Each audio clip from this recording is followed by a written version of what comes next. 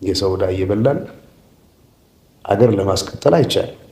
ይሄ ነው እንደ ሀገር የገጠመን ችግር ብዬ የማምነው። መጀመሪያ ሀገር ማዳን ቅድሚያ የሚሰጠው ነገር፣ ሁሉ ነገር ቅደም ተከተል አለው።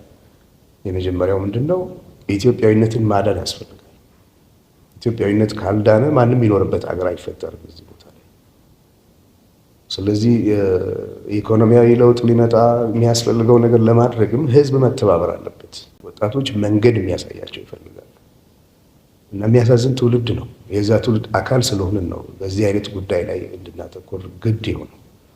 አብይ መጥቶ እኮ ደሃ የማይኖርባት ሀገር ነው ያረጋት። ብልጽግና ምን ያረጋልናል? ብልጽግና ኢዜማ ምን ያረጋልናል?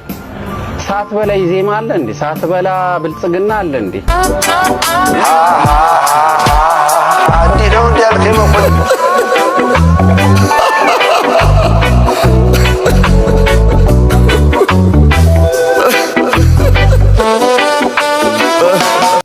እና ኢትዮጵያዊነት ሩቅ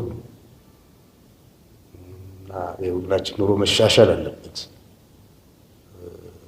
ለዚህ ደግሞ ሁላችንም መተባበር አለብን። እንድንተባበር ካልቻልን፣ ታሪክ ካልተደገፈ፣ ማንነት ካልተደገፈ፣ አንድነት ካልተደገፈ፣ መቻቻል ካልተደገፈ፣ መቀራረብ ካሌለ እንዴት ተደርጎ ነው መሄድ የሚቻለው? አፍሪካን አንድ ለማድረግ የሞከረ ህዝብ ለራሱ አንድ መሆን አቅቶት ስቃይ ውስጥ ነው ያለው በአሁኑ ሰዓት። እንደሚያስገርም ሁኔታ